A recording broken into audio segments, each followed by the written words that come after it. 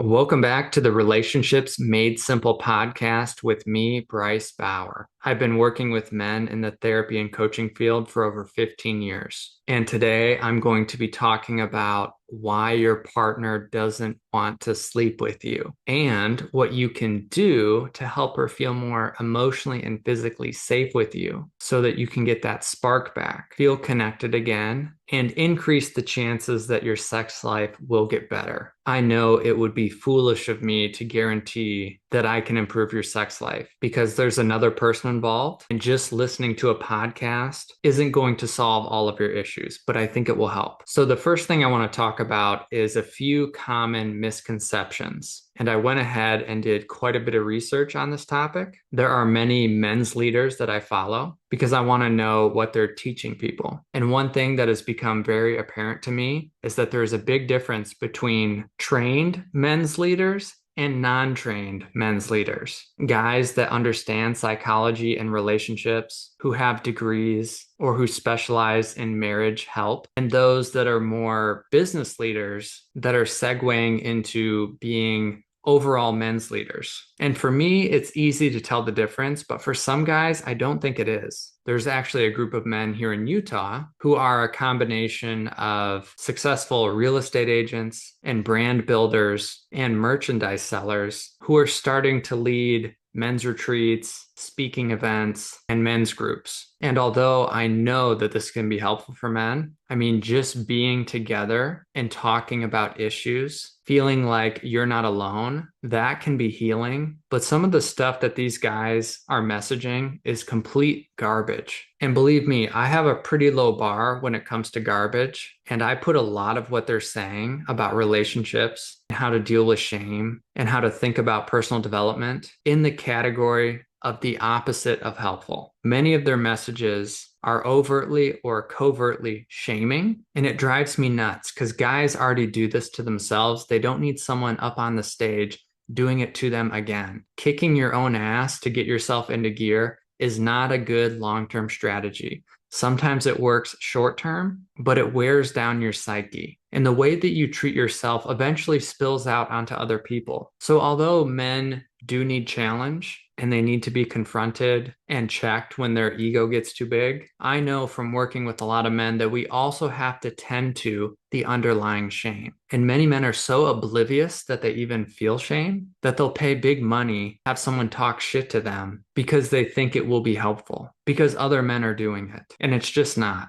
So that's my rant. It's bigger than just these local guys, but I just wanted to plant a flag so that you guys can assess who you're following because there are a lot of fake gurus out there and wannabe men's leaders. So let's jump into some of these misconceptions and look at what's true about them and what's not. So if we're thinking about the question, why doesn't my partner want to sleep with me? One idea some guys have is that it's a punishment. Either I did something or didn't do something and she's mad at me, so she's going to withhold sex. Or maybe she just likes to do it because she's mean and vindictive and it makes her feel powerful or in control. And this is one lever she can pull to control my behavior. My first reaction to this is that, yes, it's possible that that's true. Some couples have toxic patterns. It's a constant power struggle, and it might look that way on the surface. She feels like you've missed her or ignored her or hurt her, and she wants you to feel the pain that she feels. And so she will disconnect from you both physically and emotionally as a way to retaliate. But even if this is the case, I think about what's going on underneath the surface. There is some unmet emotional need that is trying to be fulfilled, and we are always operating from this place. No matter what you're doing throughout the day, all of our behavior is driven by our physical and emotional needs. And generally, in our society, men are not as attuned, men are not as in touch with their emotions, and they are more likely to be the ones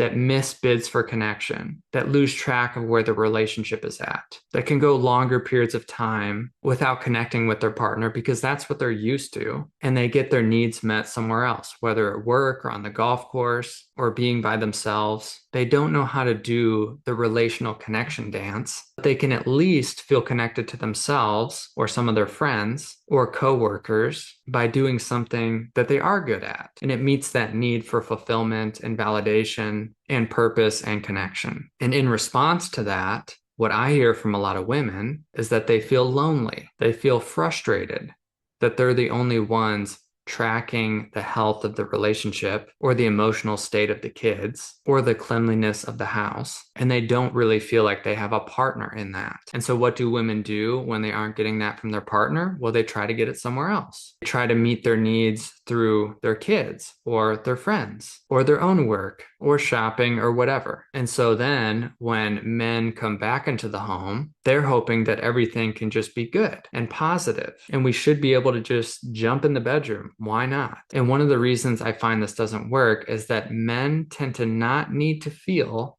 emotionally safe in order to engage in sex. Sex can be a doorway to feel more emotionally connected. And often I find that's why men want to have sex, is because they will get that emotional experience during sex and after sex. But women are the opposite. They need to feel emotionally connected and safe prior to having sex. There needs to be a whole warming up period, emotional foreplay. And I think men would be more like this if they were more connected to their heart on a daily basis. But this is where the rub often occurs. Men can feel impatient and start to judge their partner for not being attracted to them emotionally and then not wanting to be with them physically. And that will shut her down even more. Being pouty and irritable is the biggest sex drive killer. And you know this. If you've ever been in that space, this is something that I worked on early on in our relationship. And I'd kind of get like that if Jenny didn't want to be sexual. And once I realized it, I was like, oh yeah, that's right. If I look in the mirror, I'm not putting off the best vibes. Why would she want to sleep with me? Why would she want to be close to me right now? My face is flat. I look grumpy. And once I could see that, it was really helpful. Sure, there are times when I have to deal with mild levels of disappointment. That rarely happens now. I mean, I can't even think of one time in the last couple of years. We just don't do that dance anymore. I don't do that thing. And this is something that we have to think about as men because it can be hard to look in the mirror. It's easier to look over at you and say, look at you. You look tired. You look depressed. You look shut down.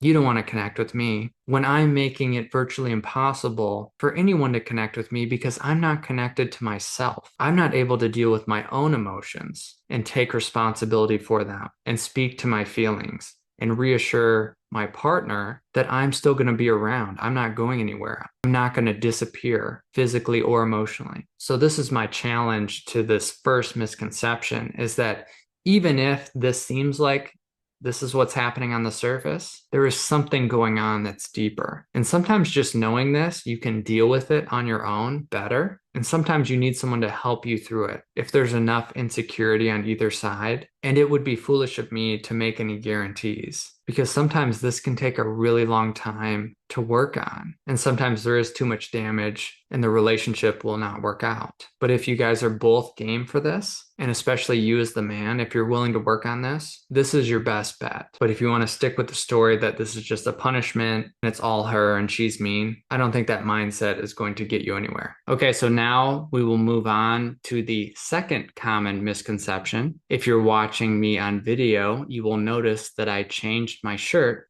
That's because I had a phone call I forgot about. And so I had to pause the recording and go have that. This misconception I hear a lot. There have been jokes made about it. And the idea is that women don't want sex as much as men. It's either because they don't care or they've lost the desire, or maybe they just don't want to make it a priority. Let's start with the part that may be true. It's a fact that women have more reproductive experiences that can make sex more difficult. Pregnancies, their cycles, menopause, those experiences can impact desire, their comfort level, and their sexual function. It's also true, based on the research that I've read, that men tend to have higher sex drives than women, but there's a lot of nuance here. And there's not as big of a gap as I think many men tend to think there is. It's not like most women don't really care about sex and most men want to have sex every day. Men tend to think about sex more, meaning they have spontaneous sexual desire, whereas women have a higher tendency to feel responsive sexual desire when they feel safe and when they can feel the desire from their male partner. And I want to add the caveat that any statement I make about men or women on this subject is not going to be true for everybody. I'm just giving you some data points. But I think where this becomes a misconception, in my experience and with anecdotal evidence, is that men tend to translate their wife's lack of desire to being purely physical, when what I hear is that they don't feel emotionally connected. You could think about it like this. You won't know if there's actually sexual desire there unless your partner feels emotionally connected to you. And if she doesn't feel connected to you, you won't know what level of sexual desire she really has. Maybe it's actually higher than yours when she feels safe. Maybe it's the same. It could also be the case that she doesn't have a lot of sexual desire. There's a whole spectrum of sexuality in multiple directions. And some people just get into their roles and think this is what they have to do, or they feel guilty because they don't do it. And then it turns out they were either doing it for the wrong reasons or they were just going along with the show. So to put this only on the purely physical side of things, it's like comparing apples to oranges. They're very different, and you could be ignoring how important of a role you play by not looking at the amount of time that you make to understand your partner, to try non-sexual touch without conditions, and how well you're taking care of yourself emotionally. You can only be there for someone emotionally and hold space to the degree that you can do that for yourself. And this is where I see men get confused. They may say things like, yeah, I was listening, I heard you, but their mind was elsewhere, or they just kept responding to what their partner said. And their partner doesn't feel understood. They aren't feeling any safer. There's a tension building, and sometimes guys don't get it. They might not see the undercurrent they have there, the pressure that they're applying on their partner to have sex with them. And people can feel when we're just going through the motions to try to get somewhere versus really dropping in and being with somebody. Now, let's talk about the third common misconception that I hear, and that is that your wife is tired all the time. I'm realizing that the theme of these misconceptions is that there's a layer of surface truth usually, and that I'm trying to speak to what's going on underneath. And this is the same thing here. It's true that your wife might be physically tired. Maybe she has an autoimmune disease or something going on with her health that's undiagnosed. She might take a lot on throughout the day, both physically and emotionally. Bedtime might be the only time that you have the opportunity to be sexual, and she's just burnt out. Weekends might not be great because that's finally the time that she gets to rest a little bit. And this might be frustrating to you because you wonder why she can't just take less on or be less stressed or think about the kids less so that there can be more attention on you and the relationship. That could be happening, and maybe she has to do some work there. But the thing that I would want men to see more is that women aren't always able to turn off the machinery to track the kids, to track the house, to track you and your emotional well-being. This can be really difficult to do alone. And if you can't help co-regulate them, this may be a losing battle. I was listening to a podcast recently, and there was a guy on his wife's podcast, and this guy was really uninformed, in my opinion. And she was talking about how she has a hard time turning off her tracker, and that he seems to be able to do that when he leaves the house and goes to work. And his response was, oh, I could show you how to do that. And to me, it just struck me as so ignorant, almost like she could do it all along. She had never tried, that it's this simple thing. And the story I made up about it is that she probably carries a lot more of the emotional weight in the relationship. He carries less. And he's like, oh, I can show you how to carry less. And she's over there thinking, but who's going to carry the rest? We can't both carry 25% because 50% will get missed. Or I don't want to see what happens when we both carry less. Women often carry more of the emotional weight